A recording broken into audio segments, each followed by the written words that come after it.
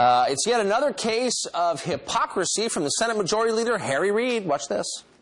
It's a shame my Republican colleagues have decided that protecting special interest is more important to them. The Koch brothers seem to believe in an America where the system is rigged to benefit the very wealthy.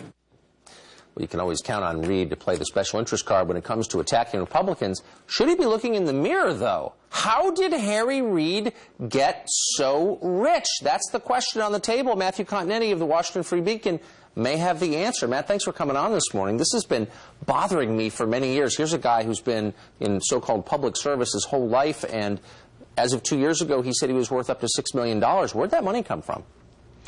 Well, I guess it came from coming to do good and staying to do well here in Washington, D.C., and like so many politicians. You know, when you look at Harry Reid's investment portfolio over the years, he's really amassed, you know, like you say, a multi-million-dollar fortune, Tucker, and a lot of those holdings are in real estate. He even has some mining holdings.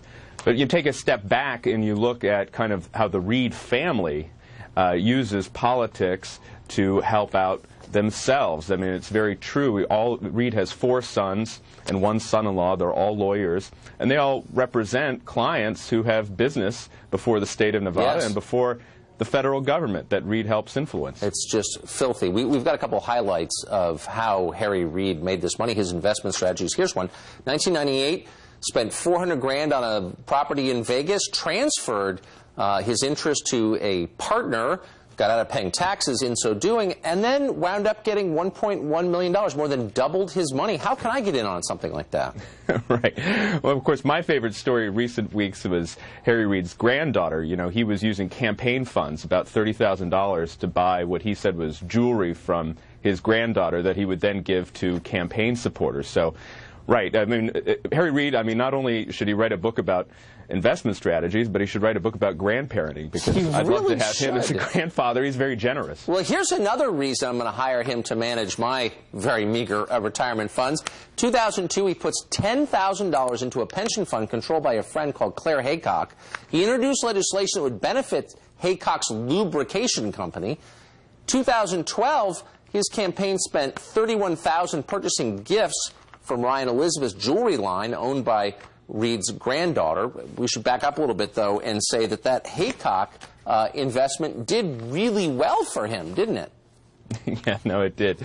He made a pretty penny. Of course, the Reid office and the Reid campaign will always say that no allegations of illegality have been made against Harry Reid, and he is able to draw the line over his decades in politics between, you know, benefiting from his influence, but without crossing that line of illegality. Of course, you know, things are kind of bearing down on him now. His Senate majority is in danger, and I think that's one reason why he's getting such a scrutiny about his own fortune when he attacks the fortunes of other people trying to influence politics. He's the senior lawmaker in the most powerful country in human history. This is a guy who has influence over a massive budget, and even the suggestion that he's getting rich from that influence is really troubling. Why has there not been a federal investigation into how he got so rich?